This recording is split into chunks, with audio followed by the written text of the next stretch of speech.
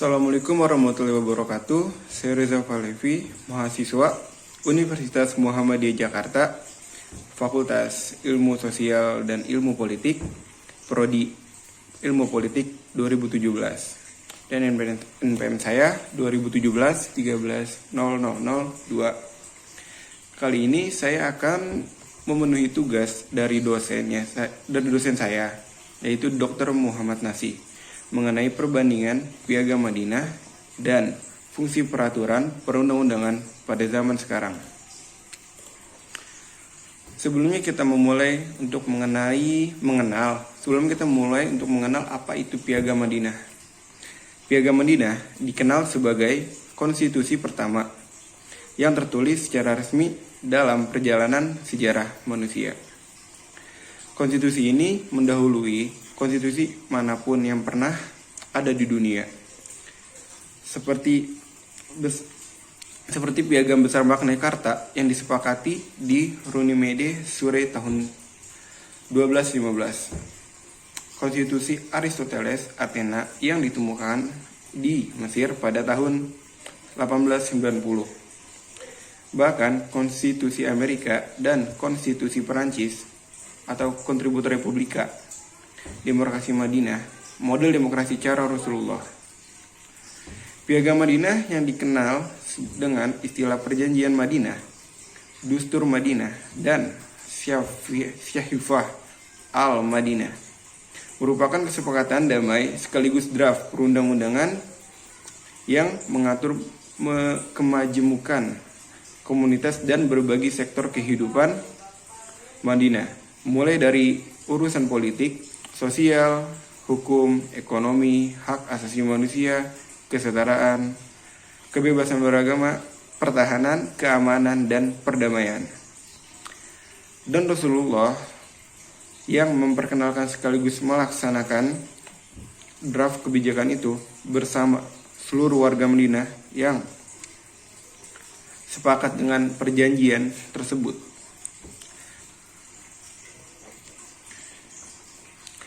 Ahmad Sukarja, Piagam Madinah dan Undang-Undang Dasar 1945, kajian perbandingan tentang dasar hidup bersama dalam masyarakat yang majemuk. Disebut juga kesepakatan damai karena seluruh perwakilan kelompok di Madinah turut mendatangi perjanjian itu, termasuk kelompok Yahudi, Bani Qainuqa, Bani Nadir, dan Bani Quraiza. Bahkan Nabi sempat mengangkat sekretarisnya dari orang Yahudi agar mudah mengklaim dan membaca surat beritanya, Ibrani dan Arsiria. Namun karena berkhianat dan bersekongkol dengan musuh, akhirnya sekretaris itu diganti Zaid bin Sabit. Ini tandanya Rasulullah memberikan kesempatan yang sama selama dia kompeten dan dapat dipercaya. Melalui piagam ini, Rasulullah Shallallahu Alaihi Wasallam memperkenalkan sistem kehidupan yang harmonis dan damai bagi masyarakat Madinah yang majemuk dan plural. Di sana Rasulullah Shallallahu Alaihi Wasallam meletakkan dasar kehidupan yang kuat bagi pembentukan masyarakat baru, yaitu masyarakat madani yang rukun dan damai. Masyarakat itu setidaknya berasal dari 3 kelompok yang berbeda, yakni Muslim dari kalangan Muhajirin dan Ansar sebagai kelompok mayoritas. Non-Muslim dari suku Aus dan Khazraj belum masuk Islam sebagai kelompok minoritas dalam kelompok Yahudi.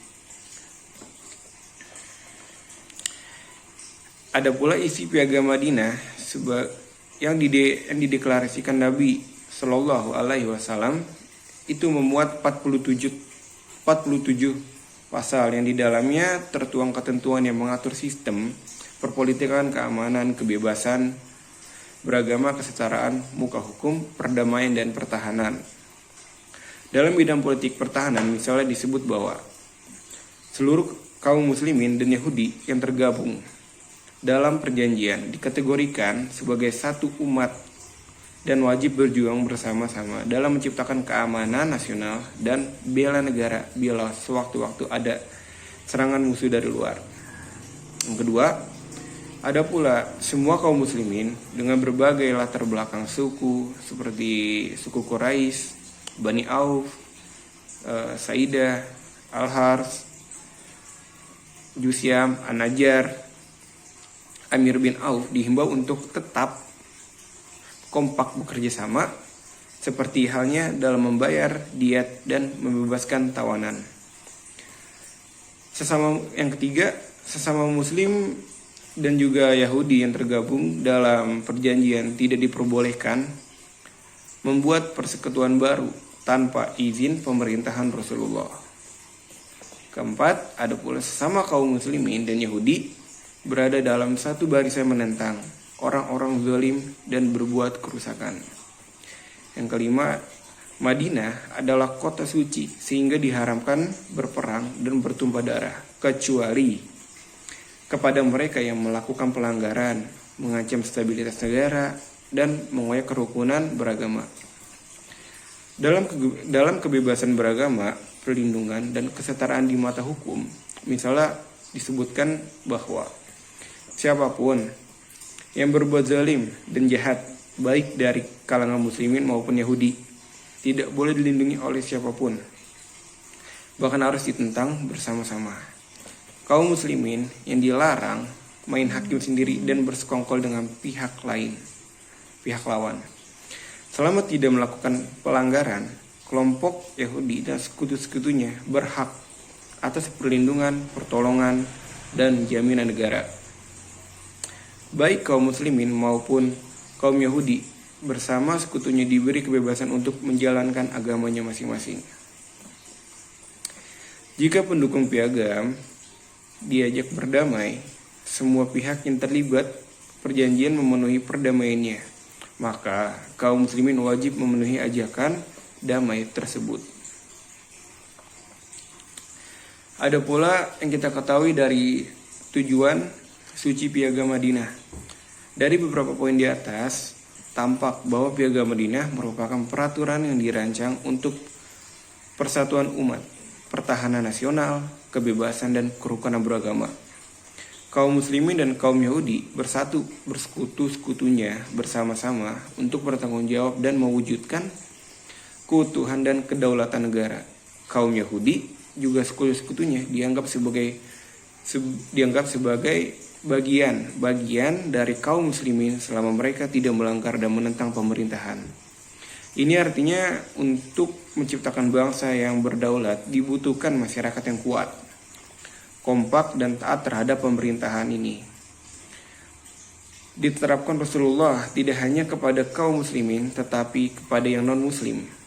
Selain itu, keadilan Rasulullah dalam perjanjian itu juga terlibat dalam melakukan seluruh penduduk Madinah tanpa diskriminatif. Kesetaraan dalam hukum juga dapat ditunjukkan dengan tidak menganakkemaskan kaum muslimin atau menganaktirikan yang non-muslim. Siapapun yang zalim dan kiat dihukum sesuai peraturan yang berlaku. Dalam waktu singkat, Madinah berubah menjadi kekuasaan yang disegani dan layak diperhitungkan. Bahkan warga Mekah sendiri ketika itu sempat mengkhawatirkan kaum muslimin melakukan pembalasan kepada mereka. Mereka juga khawatir khalifah dagang mereka berangkat ke Suriah akan diganggu sehingga masa depan perdagangan mereka akan hancur. Namun Rasulullah bukan tipe pendendam dan penguasa yang suka menyalahgunakan kekuasaan. Piagam Madinah dibuat bukan untuk memporak-porandakan kekuatan lawan, melainkan membangun umat yang secara politik, kekuatan lawan, bebas dan damai dalam beragama, serta makmur dan berkeadilan secara hukum dan ekonomi. Sehingga kekhawatiran masyarakat Mekah pun tidak terjadi. Piagam Madinah dalam konteks Indonesiaan. Dengan mengkaji Piagam Madinah dalam konteks kehidupan beragama dan bernegara, kita akan memenuhi bahwa otoritas terhadap masyarakat yang beragam suku dan keyakinan adalah sebatas pemberian jaminan untuk keberlangsungan dan kebebasan memilih atau memeluk agama, sehingga keutuhan negara dan merawat perdamaian dalam kehidupan bersama. Hal ini dapat dilihat dari isi konstitusi yang dirancang oleh Nabi Shallallahu Alaihi Wasallam sebagai Nabi dan Rasul yang sekaligus sebagai pemimpin pemerintahan. Sewaktu mendirikan pemerintahan Madinah, Rasulullah Shallallahu Alaihi Wasallam pun tidak menyebut negaranya sebagai negara Islam, tetapi dengan sebutan umum yang berdasarkan kesepakatan masyarakat dan kontrak sosial. Hubungan agama dan negara diletakkan sebagai relasi yang kuat dan resmi. Pluralitas keagamaan dilihat sebagai keniscayaan yang dilindungi. Dalam konteks keindonesiaan, hal ini terlihat dalam Undang-Undang Dasar yang mencantumkan sila pertama, yaitu ketuhanan yang Maha Esa. Meskipun tidak mencampuri urusan internal umat beragama, negara meletakkan agama sebagai sumber nilai kehidupan berbangsa dan bernegara. Kebebasan beragama sekali lagi sebagai keniscayaan yang tidak mungkin terhindarkan. Piagam Madinah dan Undang-Undang Dasar sama-sama meletakkan kebebasan beragama dan pelaksanaan keyakinan dijamin oleh negara. Akan tetapi kebebasan itu ada pada keteraturan dan tidak boleh menciderai keyakinan warga negara lainnya. Intinya, kehadiran negara adalah penjaga kemaslahatan umat. Keberagaman dan perbedaan tetap harus dirawat, dijaga, dan terus disejahterakan.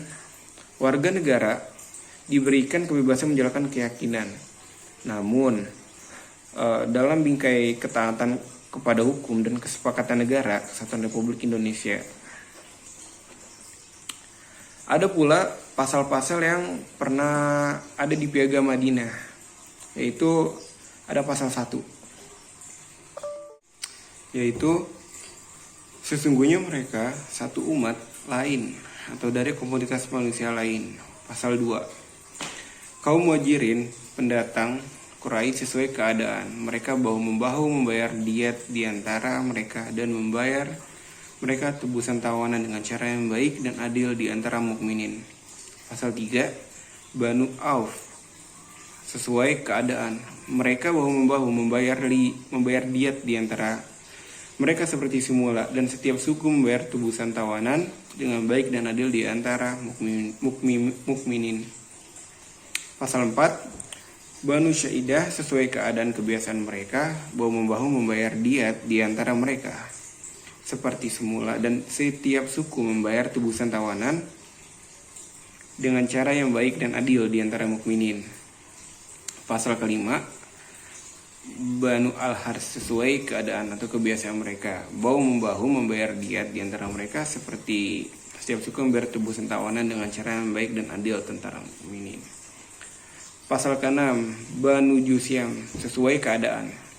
Mereka bahu-membahu membayar diat di antara mereka semula, dan setiap suku membayar tebusan dengan cara yang baik dan adil. Pasal 7 ada Banu Al-Najjar. Pasal 8 ada Banu Amir Ibn Auf. Pasal ke-9 ada Banu Al-Nabit. Pasal ke-10 ada Banu Al-Aus. Bunyinya setiap pasal tuh hampir sama semua.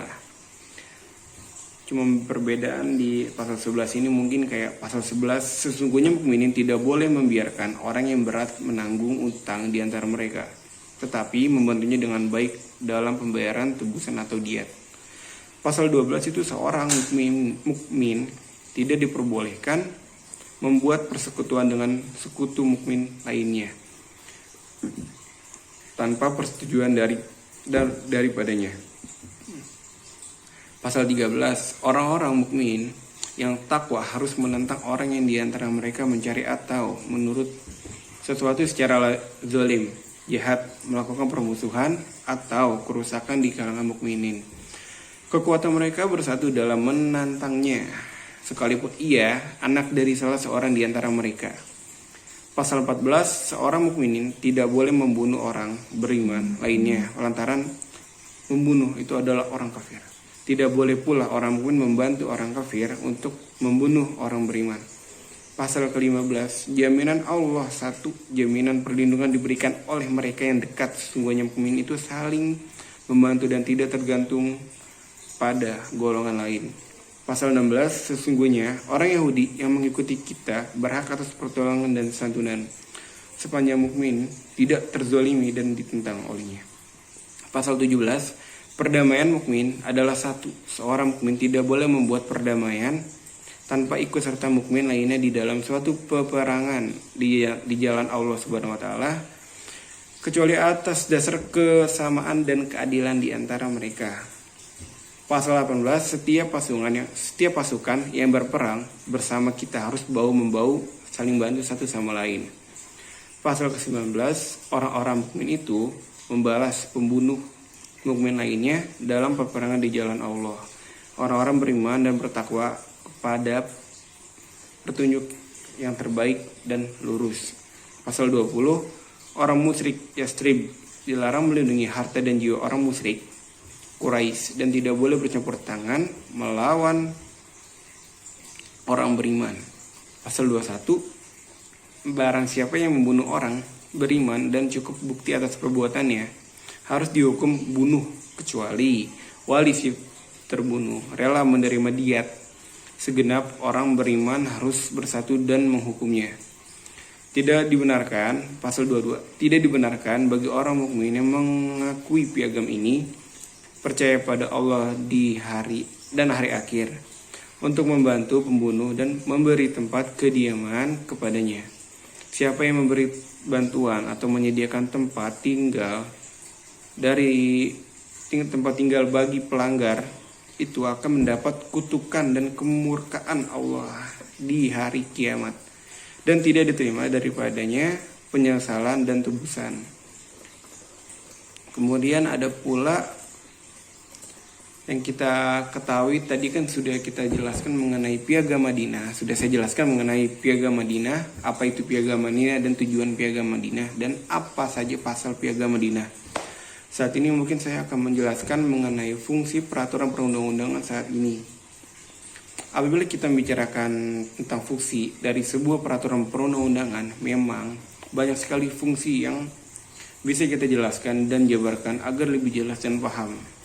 Beberapa fungsi yang akan disebutkan mungkin mengandung arti yang sangat bermanfaat apabila dijalankan dan tidak dilanggar. Dengan menjalankan fungsi dari perundang-undangan akan berdampak baik bagi negara yang menjalankan. Alangkah baiknya apabila kita menjelaskan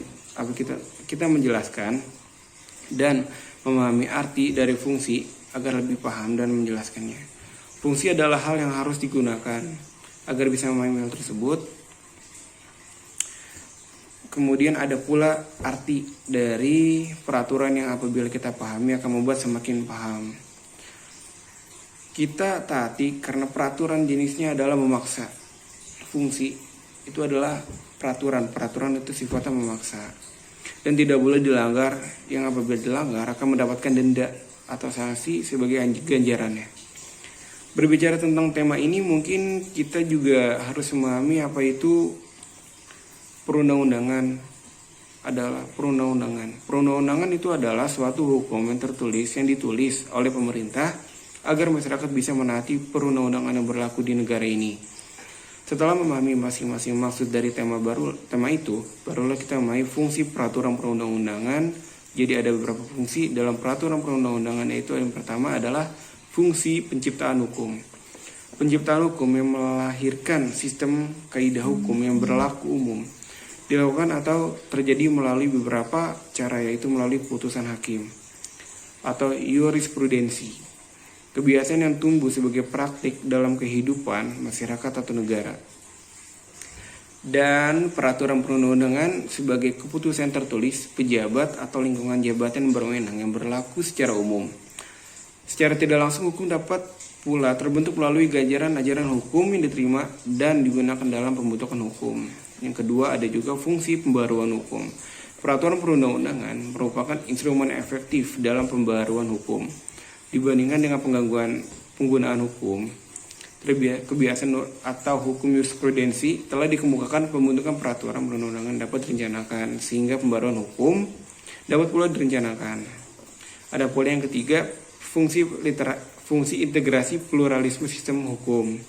Pada saat ini Indonesia masih berlaku sebagai sistem hukum atau 4 macam sistem hukum, yaitu sistem hukum kontinental barat, sistem hukum adat, sistem hukum agama khususnya Islam, dan sistem hukum nasional.